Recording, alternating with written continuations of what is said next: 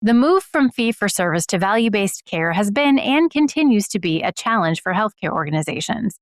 My guests today say that Treasury could help maintain stability. Joining me from Huntington Bank are Treasury Management Team Leader Cindy Clark and Managing Director Jeffrey Palmieri. One of the biggest realities is that healthcare organizations are being asked to manage a much more complicated reimbursement environment. You're moving from a world where payment was largely tied to just services provided to a world where payment is increasingly tied to outcomes, quality measures, patient populations, and risk-sharing arrangements. That challenge is that organizations now need much deeper visibility into their data, reimbursement performance, and financial outcomes. And today's systems lack the resources, capabilities, and integration to be successful. From a Treasury perspective, value-based care introduces a different cash flow dynamic. When we think about the past, healthcare organizations could generally predict when payments would arrive because that reimbursement was tied primarily to the services delivered. But now there's a lot of reimbursement complexities, even with the revenue cycle, because it's volume driven. And the more services provided, the more predictable that reimbursement model became. But I think today that's changing. The reimbursement is increasingly tied to outcomes and quality measures and readmission rates.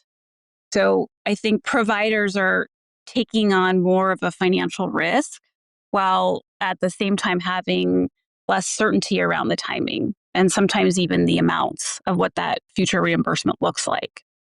So tell me more about Treasury. How can Treasury help maintain stability? I think Treasury has evolved a lot in the last couple of years. I think about when I started in banking and treasury management, Treasury was really viewed as that department that managed bank accounts and payments and investments. Fraud control was a big concern. And I think those functions are really important. They remain really important, but organizations that we talk to today need much more than just the transaction processing. The teams that we're talking to today help organizations understand their liquidity forecasting, cash positions, and working to optimize working capital. I almost think of it as the Treasury team is really being that bridge between the organization's cash position today and the strategic priorities that they have planned for in the future.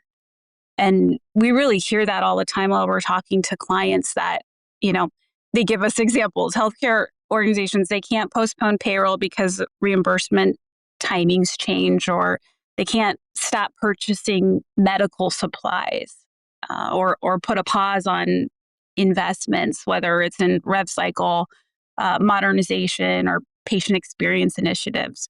But the Treasury team really helps to ensure that financial stability that organizations are navigating is a significant change. And the organizations we're talking to that are actually thriving in this environment are the organizations that are really connecting their rev cycle, finance, treasury, and operations teams together. Historically, they've really been separated and siloed, but they're becoming much more interconnected, which is great to see. A lot of what's driving that is technology that's forcing those conversations to happen. Organizations are using data to identify payment trends, risk, cash flow issues way earlier than they could before. And that holistic data set, right, bringing the clinical, bringing the rev cycle, the finance data together is really helping leaders across the organization understand the big picture and be able to act strategically rather than react in their silos. What is the first thing you want healthcare providers to know as they consider Treasury with regard to value? I think if we'd offer one takeaway for healthcare leaders, it would really be bringing Treasury into the conversation earlier. I think too often the Treasury teams are involved after a value-based initiative or reimbursement model has already been designed. And I think by that point, the organization is often reacting to that financial implication rather than proactively planning for them. So Treasury should have a seat at that table from the beginning because every care delivery decision ultimately has a liquidity implication. Yeah. And, if you take a big step back, the ultimate goal of value-based care really is improving outcomes.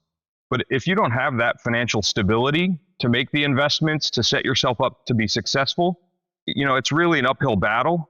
And it's significantly important that your liquidity is in line, that you're supporting your population health initiatives, and you're weathering really the uncertainty in healthcare, right? Whether that's regulatory, whether that's from the payer side.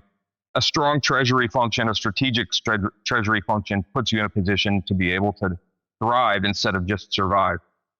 Value-based care is asking healthcare organizations to manage risk differently, more so than ever before. And the providers who succeed won't just have the best clinical outcomes, they'll also have the financial agility to adapt to as the industry evolves. So Treasury definitely plays an important role in creating that agility and helping the organization stay focused on their mission while preparing what's next. This segment was sponsored by Huntington Bank, financial solutions for healthcare leaders. Managing the complexities of the healthcare industry takes more than expertise. It takes the right financial partner. Huntington Bank's team of dedicated healthcare finance professionals understands the unique challenges your organization faces.